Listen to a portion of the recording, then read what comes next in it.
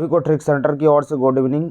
चलिए आप सभी को बताते हैं स्पीडी का क्वेश्चन बैंक जो है उसको हम समझाते हैं, जीके जीएस वाले को याद करवाते हैं। ध्यान से आप सभी देखेंगे, आपको समझ में सारे चीज़ आ जाएगा। तो चलिए सवाल नंबर 1 से चलते हैं।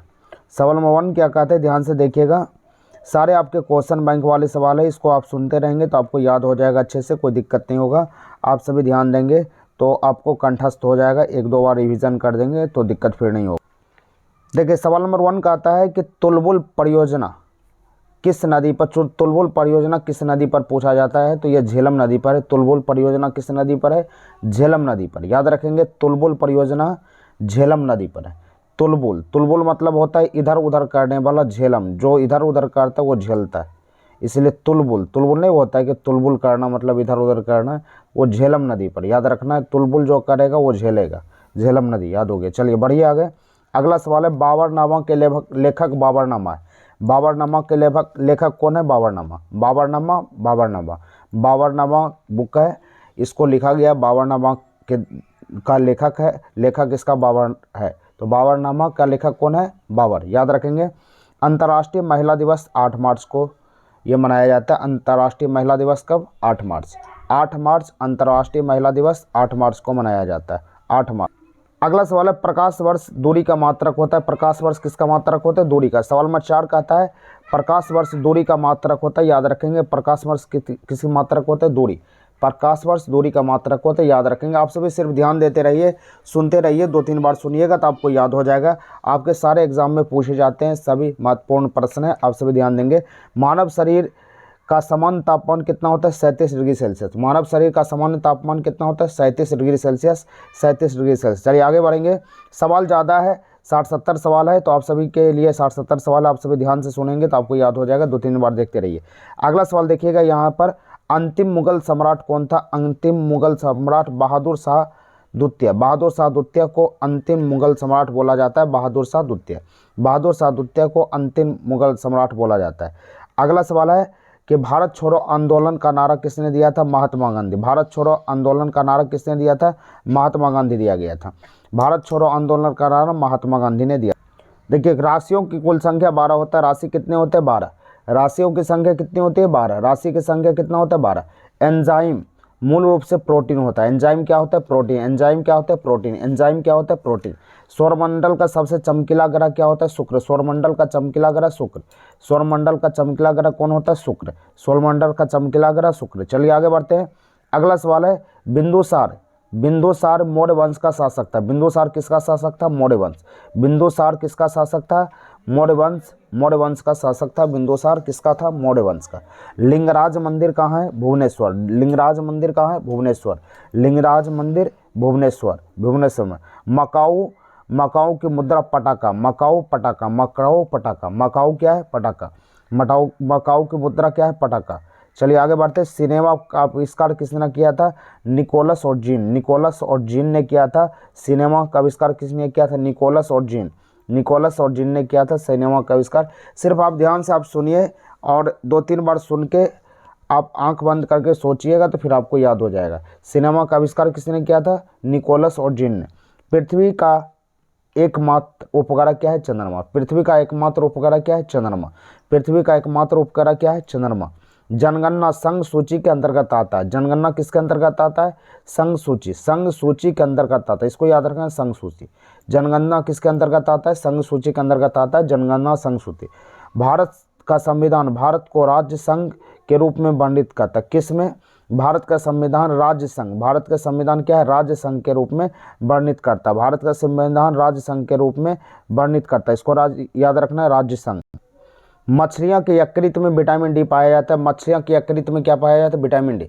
मछलियाँ के यकृत में विटामिन डी पाया जाता है, विटामिन डी। क्षुद्र और मंगल, क्षुद्र ग्रह मंगल और बृहस्पति के बीच में होता है। मंगल और बृहस्पति के बीच में क्षुद्र ग्रह होता है।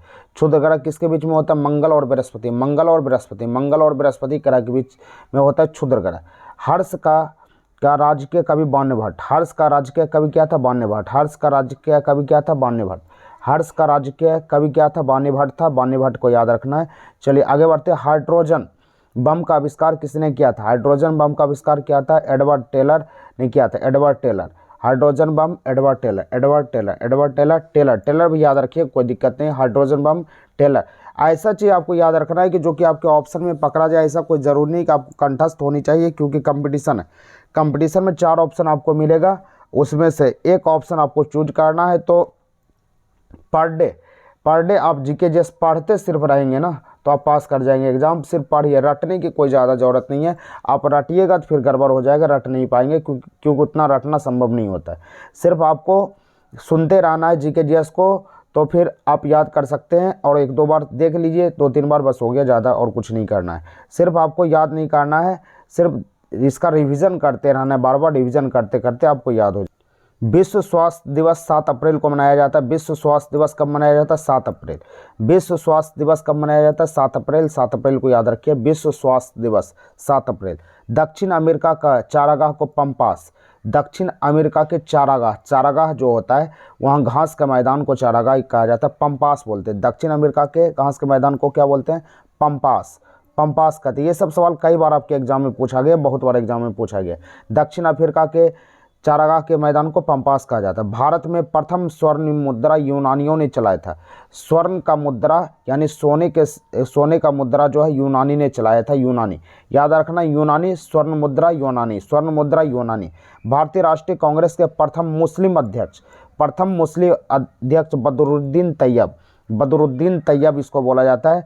भारतीय राष्ट्रीय कांग्रेस के प्रथम मुस्लिम अध्यक्ष बदरुद्दीन तैयब, बदरुद्दीन तैयब याद रखिएगा। भारतीय राष्ट्रीय कांग्रेस के प्रथम मुस्लिम अध्यक्ष क्या बोलता है? बदरुद्दीन तैयब बोला जाता है इसको। आगे बढ़ेंगे। राज्य अपहरण नीति लॉर्ड डलहौजी, अपहरण नीति इसको भी बोला जाता है, अपहरण नीति लॉर्ड डलहौजी, अपहरण नीति याद रखिएगा, लॉर्ड डलहौजी, लॉर्ड डलहौजी, अपहरण नीति लॉर्ड डलहौजी। आर्थिक अपक्षय सिद्धांत का प्रतिपादन दादा भाई नौरोजी, दादा भाई नौरोजी। आर्थिक अपक्षय सिद्धांत दादा भाई नौरोजी, दादा भाई नौरोजी, अपक्षय दादा भाई नौरोजी। आगे बढ़िएगा। राज्यसभा में मनोनीत सदस्यों की संख्या कितनी होती है? 12। राज्यसभा में मनोनीत सदस्यों की संख्या कितनी होती है? 12। राज्यसभा में कितने सदस्य मनोनीत किया जाता है? 12। राज्यसभा में कितने सदस्य? 12। राज्यसभा में 12। राज्यसभा सुंडा जल डमरूमठ जावा और सुमात्रा के बीच है। सुंडा, जावा और सुमात्रा, जावा और सुमात्रा याद रखना, जावा और सुमात्रा के बीच सुंडा जल डमरूमठ है, जावा और सुमात्रा, जावा और सुमात्रा। आगे बढ़ते हैं। अगला सवाल है राष्ट्रीय आय। राष्ट्रीय आय का आंकलन केंद्रीय सांख्यिकी संगठन द्वारा किया जाता है। राष्ट्रीय आय का आंकलन केंद्रीय सांख्यिकी संगठन द्वारा किया जाता है। केंद्रीय सांख्यिकी संगठन द्वारा राष्ट्रीय आय का आंकलन किया जाता है। अगला है गांधी इरविन समझौता 5 मार्च 1931। गांधी इरविन समझौता 5 मार्च 1931 से 31 को हुआ था, 5 मार्च 1931। गांधी इरविन समझौता 5 मार्च 1931। आगे है विश्व बैंक का मुख्यालय वाशिंगटन डीसी। विश्व बैंक का मुख्यालय वाशिंगटन डीसी में है। विश्व बैंक का मुख्यालय कहाँ है? वाशिंगटन डीसी, वाशिंगटन डीसी विश्व बैंक का मुख्यालय। आगे है योजना आयोग का अध्यक्ष कौन होता है? प्रधानमंत्री। योजना आयोग का अध्यक्ष कौन होता है? प्रधानमंत्री। योजना आयोग का अध्यक्ष कौन होता है? प्रधानमंत्री। प्रधानमंत्री याद रखेंगे, योजना आयोग का अध्यक्ष कौन होता है? प्रधानमंत्री। अगला यहाँ पर है, आगे देखिएगा ध्यान से, योजना आयोग का अध्यक्ष कौन होता है? प्रधानमंत्री। अगला यहाँ पर कहता है अर्थशास्त्र का जनक, अर्थशास्त्र का जनक एडम स्मिथ, अर्थशास्त्र का जनक एडम स्मिथ, एडम स्मिथ, अर्थशास्त्र का जनक एडम स्मिथ, एडम स्मिथ। अगला यहाँ पर है शिक्षा समवर्ती सूची के अंतर्गत आते हैं। शिक्षा किसके अंतर्गत आते हैं? समवर्ती सूची। शिक्षा समवर्ती सूची के अंतर्गत आते हैं। शिक्षा समवर्ती सूची के अंतर्गत आते हैं।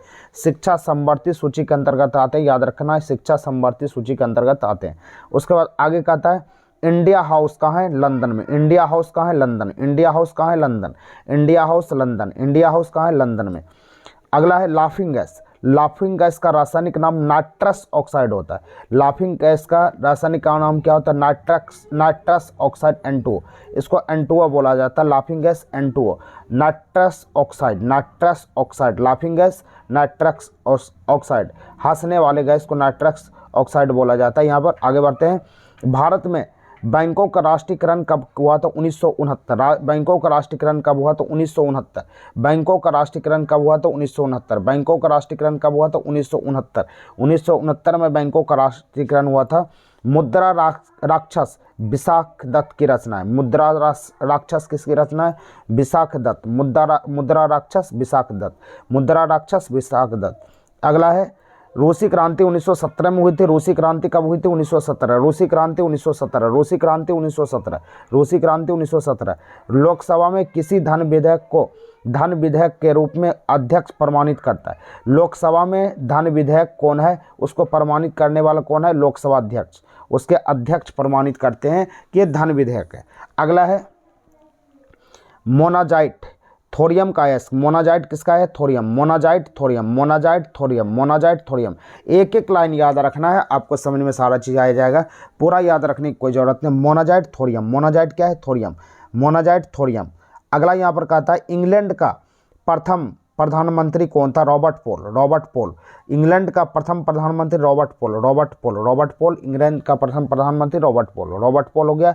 अगला सवाल कहता है यहाँ पर आज़ाद हिंद फौज का गठन 1942 में। आज़ाद हिंद फौज 1942। 1942 आज़ाद हिंद फौज 1942। आज़ाद हिंद फौज 1942। आज़ाद हिंद फौज कब हुआ था? 1942।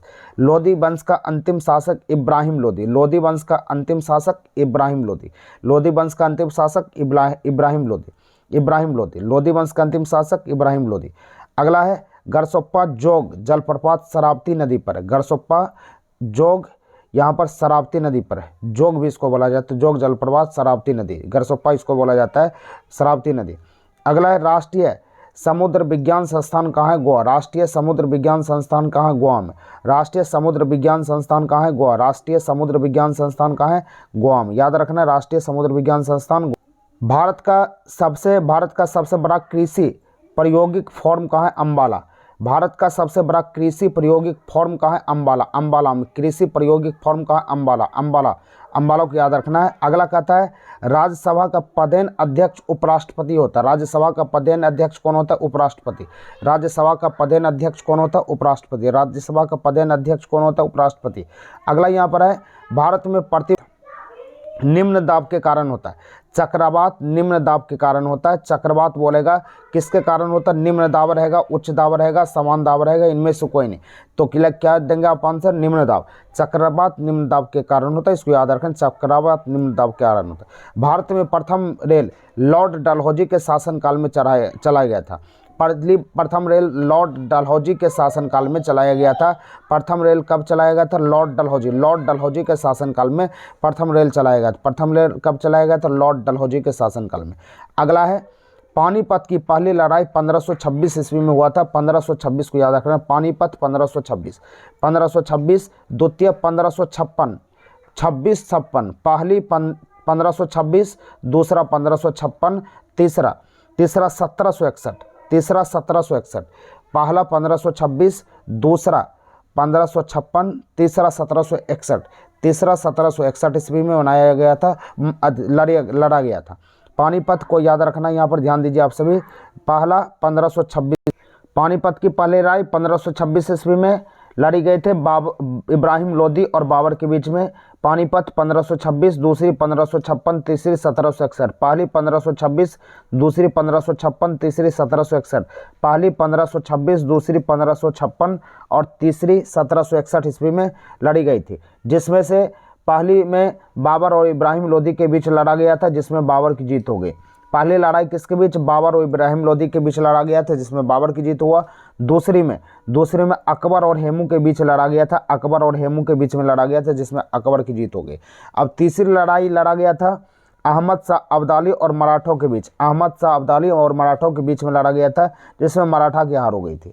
अहमद शाह अब्दाली और मराठा के बीच में लड़ा गया था तीसरी लड़ाई 1761 में। चलिए आगे बढ़ते हैं। मानसरोवर झील कहाँ है? तिब्बत में। मानसरोवर झील कहाँ है? तिब्बत में। मानसरोवर झील कहाँ है? तिब्बत में। विजयनगर तुंगभद्रा नदी के किनारे है। विजयनगर कहाँ है? तुंगभद्रा। विजयनगर तुंगभद्रा। विजयनगर तुंगभद्रा। बाहमनी राज्य की राजधानी गुलबर्गा। बाहमनी राज्य की राजधानी गुलबर्गा। बाहमनी राज्य की राजधानी गुलबर्गा है। गुलबर्गा याद रखना। चलिए आगे। तरित विद्युत विसर्जन द्वारा होता है। तरित किसके द्वारा होता है? विद्युत विसर्जन। तरित किसके द्वारा होता है? विद्युत विसर्जन। विद्युत विसर्जन। तरित किसके द्वारा होता है? विद्युत विसर्जन। तरित किसके द्वारा होता है? विद्युत विसर्जन। आगे चलते हैं। रेबीज नामक रोग विषाणु द्वारा होता है। वायरस जिसको बोला जाता है रेबीज। रेबीज रोग विषाणु द्वारा होता है, वायरस जिसको बोला जाता है। रेबीज विषाणु द्वारा होता है जिसको वायरस बोला जाता है, रेबीज विषाणु द्वारा। अगला है मानव का समान रक्त 120/80। मानव शरीर का समान रक्तदाब क्या होता है? 120/80, 120/80, 120/80, 120/80 होता है, 120/80। मानव का समान रक्तदाब 120/80 होता है, 120/80। चलिए आगे बढ़ते हैं। शहद में मुख्यतः कार्बोहाइड्रेट पाया जाता है। शहद जो खाते हैं जिसको मध बोला जाता है, शहद में कार्बोहाइड्रेट पाया जाता है, शहद में कार्बोहाइड्रेट। आगे है भारतीय संविधान के अनुच्छेद 1 में जो है भारत को राज्य संघ कहा गया। अनुच्छेद 1 में भारत को राज्य संघ कहा गया। राज्य संघ बोलेगा, राज्य संघ किस में बोला गया भारत को? अनुच्छेद 1 में। अनुच्छेद 1 में विक्टोरिया जलप्रपात जेम्बांजी नदी के, विक्टोरिया जलप्रपात जेम्बांजी नदी, जेम्बेंजी नदी, जेम्बांजी नदी जो बोलना है बोलिए। विक्टोरिया जेम्बेंजी, जेम्बेंजी नदी के किनारे है विक्टोरिया जेम्बेंजी। आगे है हीरे का चमक के कारण है संपूर्ण आंतरिक परावर्तन। हीरे का चमक संपूर्ण आंतरिक परावर्तन है। हीरे की चमक संपूर्ण आंतरिक परावर्तन है। हीरे की चमक संपूर्ण आंतरिक परावर्तन।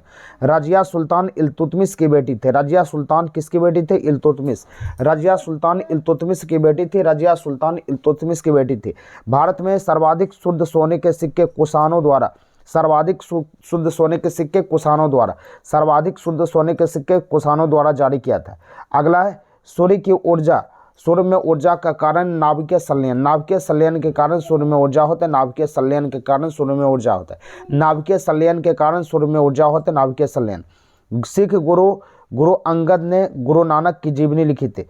सिख गुरु अंगद नाम है, गुरु अंगद ने गुरु नानक की जीवनी लिखी थी। गुरु नानक की जीवनी गुरु अंगद, गुरुदेव, अंगदेव इसको बोला जाता है, सिख गुरु।